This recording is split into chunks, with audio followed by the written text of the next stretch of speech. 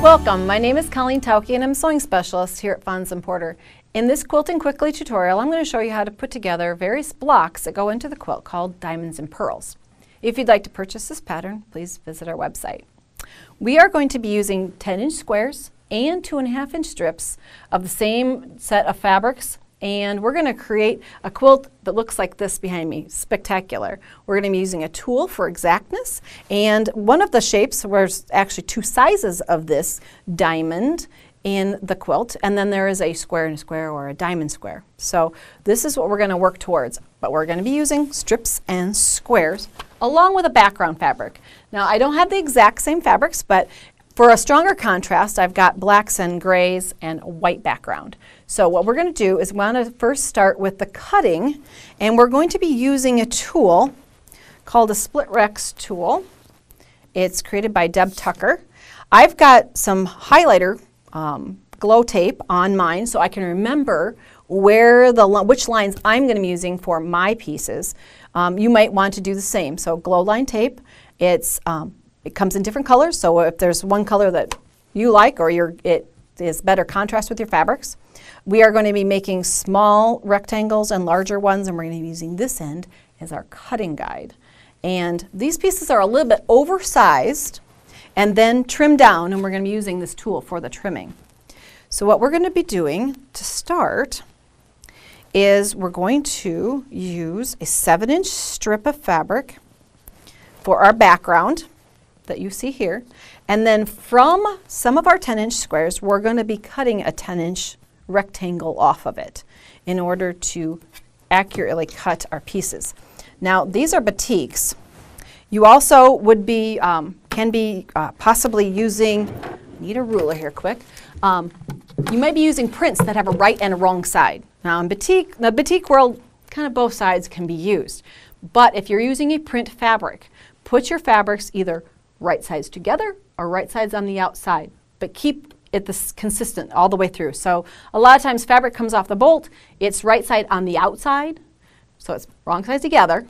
So keep them paired, so use two of them so you can cut mirror image at the same time. Now I've marked my 7-inch line. You can see I have it on the ruler here, and just in case, I would hate to bleed on video, we're going to cut that 7-inch piece off of our 10-inch square. I've got two pieces layered together there as if you had two prints, and we're going to be cutting our pieces. Now the shape that we're going for is one that looks like this, and then that's listed as D in your instructions. And what we're going to be doing with the tool is it actually has a line that says cut a 7-inch strip. So I've highlighted it with the tape so I would remember there's my 7-inch strip. There's a heavy dark line along this end, and I've already, since these are pre-cut 10-inch squares, we've got a nice straight line to start with. So I can just line up the heavy line with the end of my strip, set it along the 7-inch piece here, and cut my first piece right off of there. So I've got mirror image items, or triangles, because if I were to open these up, they would be mirror image this way. Because they're going to be used in different places within your quilt, so we do need to create D and D reversed. And in your instructions it will tell you that, how many of each. Now I've cut that first piece. In order to cut the next one, it's a little bit confusing at first, but you just have to manipulate the ruler. Trust me, it's not too bad. You just rotate the ruler, and there's a little notch here that says second trim.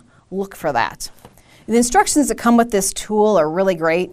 DEB TUCKER always does a wonderful job of illustrating her instructions. You set that second trim at the very bottom of your strip. The diagonal will match up with your last cut, and you make a cut here. And then rotate it again. It's not a flip, it's just a rotate. We're coming back to this side. My little sticker's going to be in the way. We can cut again, and you just keep going down the piece, and you're going to need to cut the desired number for the pattern that tells you. Now again, rotate, set that little second trim there. Just wanted to repeat it so you remember it's not a flip, but just a rotate of the tool. And you're going to do the exact same thing on your 7-inch strip of background fabric. The same kind of method. You're going to cut one, rotate, cut two, rotate, and just keep going for the desired number of background pieces. Once you get all the background pieces and the diamonds that you're going to be creating the prints, we need to construct the block. So what we can do, instead of doing all of the cutting all at once and overloading you, I just wanted to be able to walk through what one block looks like. So here I have matching pieces so you can follow along with my completed block here. I have a piece here, a background. The fun part is you can go in and you can lay out your pieces and create your diamonds out of all the different fabrics, and you can see that it's kind of a scrappy one. The original was done with some bright pops of color in there. I'm calling this one black diamonds. Who wouldn't want black diamonds? Okay. Again, this is a solid white fabric, so it's not really a right or a wrong side. But remember I talked about mirror image? There's where your mirror image, if your background fabric is a print and you need to keep track of the right and wrong, that's why we were cutting mirror image, because when you open them up, you would have right sides to the top. Okay, now, in order to create these blocks, what we're going to be doing is taking these two, putting them one on top of the other. You're going to have a little tiny triangle, very tip here. It's like a nice, it's a perfect triangle here, and then this one is going to run off the end in a nice little triangle. And that's good. That's the way it's supposed to be positioned. Let's take it to the sewing machine and I'll show you a little bit about the pressing and then the trimming of each of these units. So I've got that overlapped, just putting in a simple 1/4 inch seam and making sure, because you have bias edges here, you want to kind of make sure that you don't pull on them. Let the machine, just pull it under the machine. Don't pull it, tug it away, so we don't want it to become distorted. We're going to repeat this skill when we make the smaller of the diamonds, so it's a little easier to demo on a larger piece. So I've got my 1/4 inch seam here. Then I'm going to go in and press my pieces. We're going to set that seam and open the seam allowance to one side. So warm it up, set the seam, and then come in and open it out. I tend to like to finger press, just on batiks especially. It's so easy to finger press. That crisp edge you get when you finger press. Okay, so now my piece is created that goes here.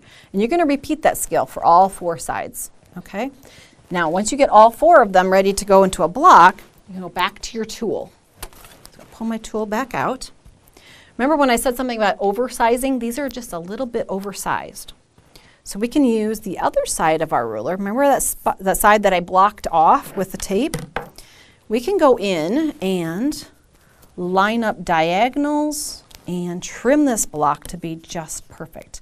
Now my block finishes 3 by 6. There's a 3 by 6 diagonal line there. I'm going for this box right here. I want to make sure that all of my rectangle fits underneath this box. And now that it does, I can trim 2 sides. I'm looking for that diagonal where the 2 fabrics come together, the 2 prints, and that they fit inside the box. Now, I'm not going to remove the ruler. I'm going to rotate my fabric. The 2 sides that I just trimmed are now underneath. I'm going to put them inside my box, inside the box. And again, I'm on that diagonal line that goes across the block.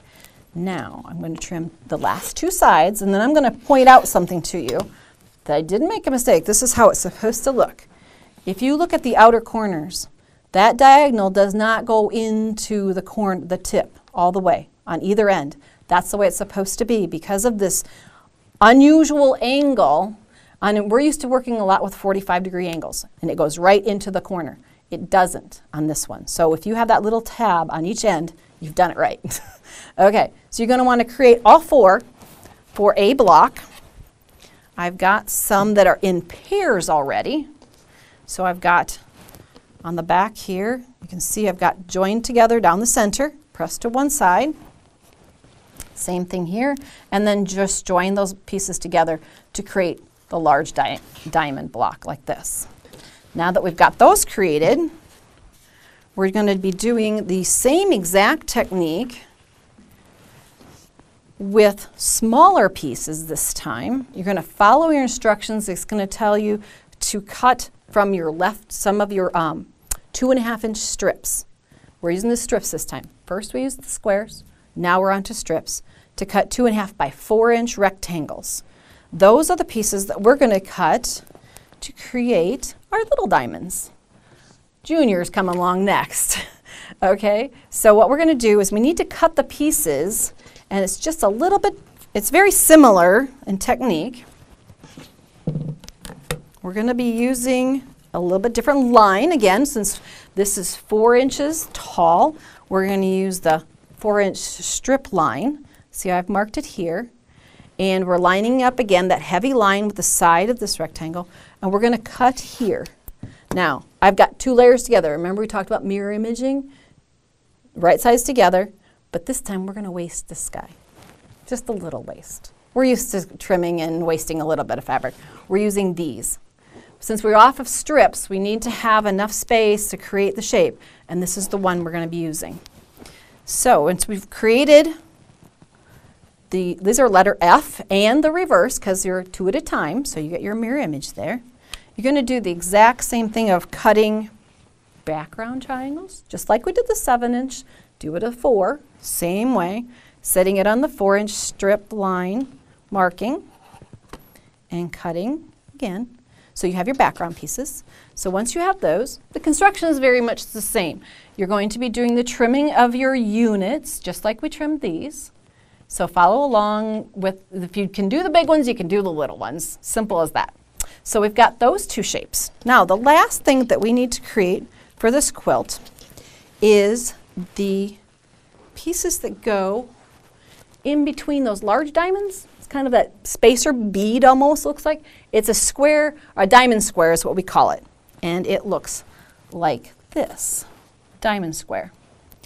And actually, if you go to the kind of the forensics of a quilt and then the diagrams, it actually has 2 rectangles on the sides like this. So that's how it floats between. So we need to create this.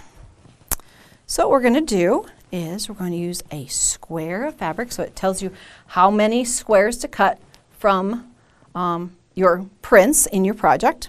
It tells you to cut background pieces. I think they're letter B, I believe. That's why I'm using, these are great, Post-it note, or little sticky dots to keep us organized. The B shape, we're going to cut in half diagonally. So you create pieces that look like this. And then you take these, we'll step it out here because we have a lot of pieces. You take the triangles, you'll need 4 of them all together, and you're going to put them right sides together with your square. You're going to have triangles that hang off each edge. If you're nervous about getting these lined up straight, you do the little fold and pinch method that Liz and Marianne made popular. Fold it, put a little dent there, fold this one, put a little dent. And the nice part is if it's like this, they just lay right one on top of the other, right, kind of like the fold of a book. And then 1/4-inch seam, do the same thing on opposing sides. Press them out. So then we have this. You need to press these the triangles to the outer edge. So I'm just going to finger press them here. And then repeat with the last 2 triangles. So you have one here and one here. The reason why we press is otherwise we have things like this. You want them to be pressed nice and flat. So here's one that's pressed. For those pieces within the quilt, remember you got to add those rectangles. So you put a rectangle on each side. And then when it's joined like this, it becomes the same width as the large diamond. And chains of those are created down through the center of the quilt. There's one place I want to point out to you. There is a spacer in the quilt right here. There's a rectangle of background fabric. So the second chain starts down a bit and they're offset. So you do have those pieces to cut. Then you have an inner border to help everything float till you get to those diamonds that are on the outer edge. And you're creating diamonds in chains like this.